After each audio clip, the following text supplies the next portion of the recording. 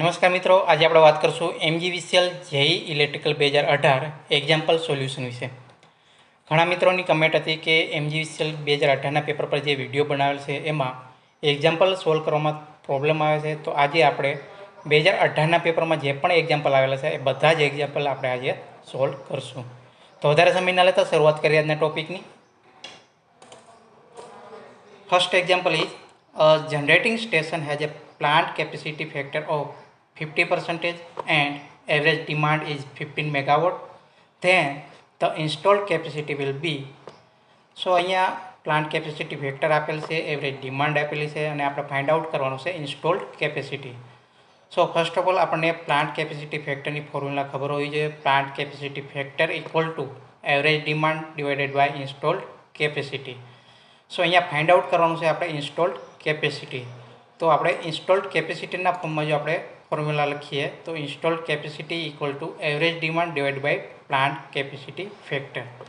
Simple છે. હવે આપણા જે આ ફોર્મ્યુલા છે એમાં આપણે વેલ્યુ પુટ કરવાની છે. તો સૌપ્રથમ આપણે એવરેજ ડિમાન્ડ, સો અહીંયા આપણને એવરેજ ડિમાન્ડ આપેલી છે 15 મેગાવોટ, બરાબર, and divided by plant capacity factor. So plant capacity factor આપેલું છે 50%. તો 15 ડિવાઇડ બાય 0.5, કેમ કે 50% છે તો અહીંયા 0.5 આપણે પુટ કરશું. સો ફાઇનલ આન્સર મળશે આપણને આ ઇક્વેશન પરથી 30 મેગાવોટ, બરાબર. તો અહીંયા સાચો આન્સર આવશે option C, 30 megawatt. The next example is a 40 kVA transformer has iron loss of 450 watt and full load copper loss of 850 watt. If the power factor of the load is 0.8 lagging, then the full load efficiency of transformer is. સો અહીંયા 40 કેવીનું એક transformer છે, iron loss 450 vote આપેલા છે, copper loss 850 vote આપેલા છે, power factor છે એ 0.8 આપેલું છે અને એફિશિયન્સી ફાઇન્ડ આઉટ કરવાનું કહ્યું છે. તો સૌપ્રથમ આપણે જે 40 કેવીએ આપેલા છે એને આપણે આઉટપુટ પાવરમાં કન્વર્ટ કરીએ તો આઉટપુટ પાવર ઇક્વલ ટુ થશે કેવીએ ઇન્ટુ પાવર ફેક્ટર, બરાબર. KVA into power factor. KVA આપણને આપેલા છે 40 કેવીએ, બરાબર, અને પાવર ફેક્ટર આપેલું છે 0.8 લેગિંગ. સો વેલ્યુ પુટ કરીએ તો થશે 40 into 0.8 equal to 32 kilowatt. Okay, તો આઉટપુટ પાવર આપણને મળી ગયું. હવે આપણે શા માટે આઉટપુટ પાવર ફાઇન્ડ આઉટ કર્યું? તો એફિશિયન્સીની જે ફોર્મ્યુલા છે, efficiency equal to output power divide by input power. તો આપણે અહીંયા આઉટપુટ પાવરની જરૂર પડશે, એટલા માટે આપણે શરૂઆતમાં જ આઉટપુટ પાવર આપણે ફાઇન્ડ આઉટ કરી લીધું. ઓકે, જો એફિશિયન્સીની ફોર્મ્યુલાની વાત કરીએ તો efficiency equal to output power by input power. Okay, અહીંયા ઇનપુટ પાવરને આપણને કોઈ ઉલ્લેખ કરેલ નથી, ઇનપુટ પાવર આપણને આપેલા નથી. તો આપણે ઇનપુટ પાવરને output power plus iron loss plus copper loss પણ લખી શકીએ, બરાબર. તો ફાઇનલ જે આપણું ફોર્મ્યુલા થશે output power divide by output power plus iron loss plus copper loss. હવે જે આ જે ઇક્વેશન છે એમાં આપણે વેલ્યુ પુટ કરી દઈએ તો આઉટપુટ પાવર જે આપણે ફાઇન્ડ આઉટ કર્યું તો 32 kilowatt divide by 32 kilowatt plus iron loss equal to 450 watt and copper loss equal to 850 watt. Okay, તો આ જે ઇક્વેશન છે એને આપણે સોલ્વ કરશું તો ફાઇનલ આન્સર મળશે 96.10%. તો અહીંયા ઓપ્શન બી 96.10% તમારો સાચો આન્સર થશે. Next example, generating station has a maximum demand of 25 megawatt, a load factor of 60%, then the average demand will be. સો અહીંયા આપણે મેક્સિમમ ડિમાન્ડ આપેલી છે, લોડ ફેક્ટર આપેલું છે અને એવરેજ ડિમાન્ડ ફાઇન્ડ આઉટ કરવાની છે. ઓકે, તો ફોર્મ્યુલા આવશે લોડ ફેક્ટરની. Load factor equal to average demand divided by maximum demand. So અહીંયા ફાઇન્ડ આઉટ આપણે કરવાનું છે એવરેજ ડિમાન્ડ. સો એવરેજ ડિમાન્ડના ફોર્મમાં જો આપણે ફોર્મ્યુલા લખીએ તો average demand equal to load factor into maximum demand. So simple છે. આ જે ફોર્મ્યુલા છે એમાં આપણે વેલ્યુ પુટ કરવાની છે. તો લોડ ફેક્ટર ઇક્વલ ટુ 60%. સો અહીંયા 0.60 ઇન્ટુ મેક્સિમમ ડિમાન્ડ 25 મેગાવોટ. સો ઇન્ટુ 25 મેગાવોટ. આ ઇક્વેશનને સોલ્વ કરશું આપણે તો ફાઇનલ આન્સર મળશે 15 મેગાવોટ. સો અહીંયા ઓપ્શન એ 15 મેગાવોટ એ તમારો સાચો આન્સર થશે. Next example, in short circuit test on a circuit breaker, the following reading were obtained on single frequency transient. Time to reach the peak restacking voltage equal to 50 microsecond and peak restacking voltage equal to 100 kilovolt. Then the average RRV is. સો અહીંયા આપણને જે peak રિસ્ટ્રેકિંગ વોલ્ટેજનો જે પહોંચવા માટે જે time છે એ આપેલો છે 50 માઇક્રોસેકન્ડ અને પીક રિસ્ટ્રેકિંગ વોલ્ટેજ 100 કેવી આપેલું છે અને ફાઇન્ડ આઉટ કરવાનું કહ્યું છે એવરેજ આરઆરવી. સો આપણને એવરેજ આરઆરવીની ફોર્મ્યુલા ખબર હોવી જોઈએ. Average RRV equal to peak restriking voltage divided by time to reach the peak restriking voltage. So simple છે. આ ફોર્મ્યુલામાં આપણે વેલ્યુ પુટ કરી દઈએ તો આપણને આન્સર મળી જશે peak restriking voltage 100 kV and divided by time to reach. Okay, time to reach the peak restriking voltage. So એ પણ આપણને આપેલી છે 50 માઇક્રોસેકન્ડ. સો આ જે ઇક્વેશન છે એને આપણે સોલ્વ કરશું તો 100 છે ડિવાઇડેડ બાય 50 ઇન્ટુ 10⁻⁶ છે. આ 10⁻⁶ ઉપર જાય તો 10⁻⁶ થઈ જશે. સો 100 ઇન્ટુ 10⁻⁶ ડિવાઇડેડ બાય 50. 50 બાય 100 તો 2 થશે. ફાઇનલ આન્સર આવશે 2 ઇન્ટુ 10⁻⁶ કિલોવોલ્ટ બાય સેકન્ડ. સો અહીંયા સાચો આન્સર આવશે option A 2 into 10⁻⁶ kV by second. Next example, 120 volt electrical outlet with 4 ampere of current flowing from it has a power value of.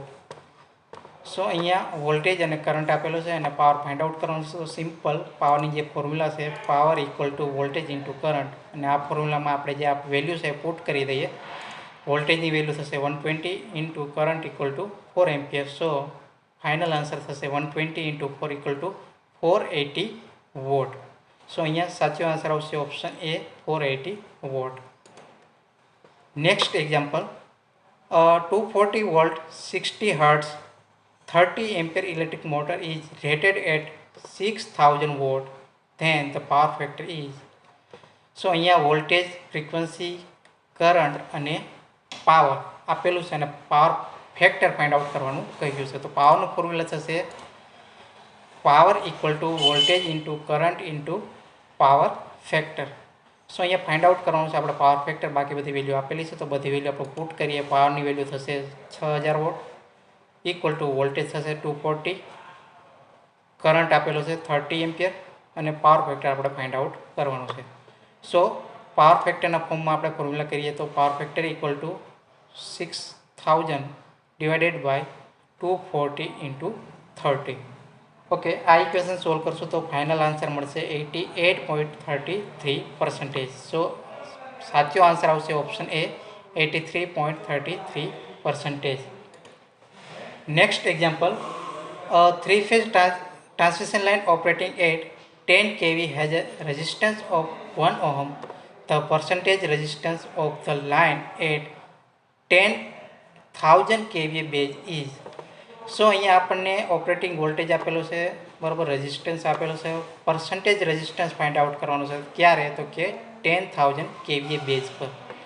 સો આપણને બધાને ખ્યાલ જ છે કે પર્સન્ટેજ રેઝિસ્ટન્સની જે ફોર્મ્યુલા છે percentage resistance equal to R old into voltage square divide by VA rating. So simply આપણે જે વેલ્યુ છે એ પુટ કરવાની છે. આર ઓલ્ડની વેલ્યુ આપેલી છે 1 ઓહમ. ઓકે, તો 1 ઓહમ ઇન્ટુ વોલ્ટેજ આપેલા છે આપણને 10 કેવી, તો 10 kV square divided by VA rating 10,000. So 10,000 kVA. Okay, તો સિમ્પલી જે આપેલી છે જે ફોર્મ્યુલા એને આપણે ડિરાઈવ કરીએ. સો 10 કેવીએ સ્ક્વેર થશે 10 ઇન્ટુ 10 ઇન્ટુ 10⁻³ ઇન્ટુ 10⁻3, બરાબર, અને ડિવાઇડેડ બાય થશે 10,000 ઇન્ટુ 10⁻3 કેમ કે કેવીએ આપેલા છે એટલે 10⁻3. ઓકે, તો આ જે ઇક્વેશન છે આપણે એને સોલ્વ કરશું. 10⁻3 કેન્સલ થશે, બરાબર. 10⁻3 આમાં કેન્સલ કરીએ તો નીચે છેદમાં વધશે 10 અને ઉપર વધશે 100, તો 100 divide by 10 10 sorry 100 divide by 10 એટલે થશે ફાઇનલ આન્સર તમારો 10%. સો અહીંયા સાચો આન્સર આવશે option B 10%. The next question, the resistance of 100 watt 200 volt lamp is. So simple છે. અહીંયા આપણે રેઝિસ્ટન્સ ફાઇન્ડ આઉટ કરવાનું છે, તો રેઝિસ્ટન્સની ફોર્મ્યુલા થશે voltage square divide by power. Okay, simply જે વેલ્યુ છે એ પુટ કરીએ આપણે. Voltage equal to 200 volt square divided by power equal to 100.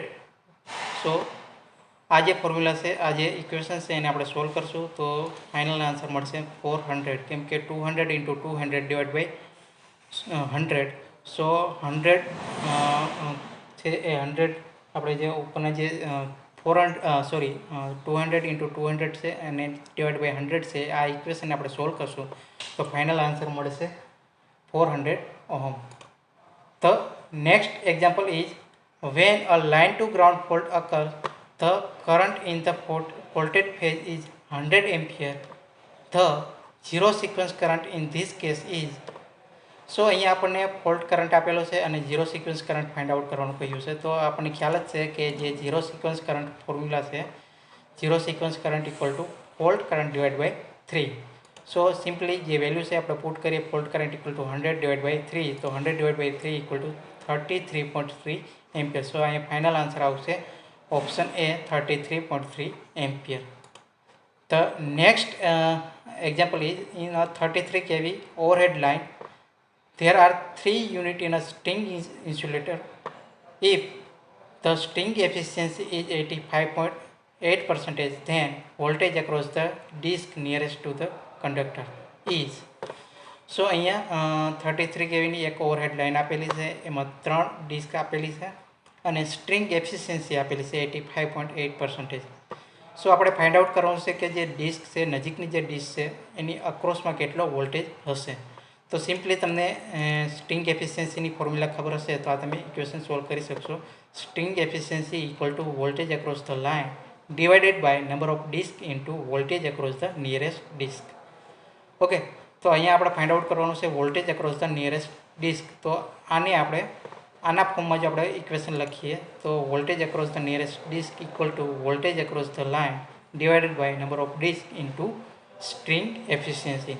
હવે સિમ્પલી આ જે વેલ્યુ છે એ વેલ્યુને આપણે આ ઇક્વેશનમાં પુટ કરવાની છે. તો voltage across the line 33 kV, number of disc થશે 3 યુનિટ એન્ડ સ્ટ્રિંગ એફિશિયન્સી થશે 85.8%, એટલે કે 0.858. ઓકે, આ ઇક્વેશનને સોલ્વ કરશો તો ફાઇનલ આન્સર મળશે આપણને 12.82. ઓકે, સો આ જે ઓપ્શન આપેલા છે એમાં એ 11 કેવીના નિયર બાય થશે. તો અહીંયા સાચો આન્સર આવશે ઓપ્શન એ 11 કેવી. સો મિત્રો, આ હતા એક્ઝામ્પલ કે જે 2018માં પૂછાયા હતા, તો એનું આપણે સોલ્યુશન કર્યું. જો મિત્રો આજનો આ વિડીયો તમને સારો લાગે તો લાઇક અને શેર જરૂર કરજો. મળીશું એક નવા વિડીયો સાથે. જય હિન્દ, જય ભારત.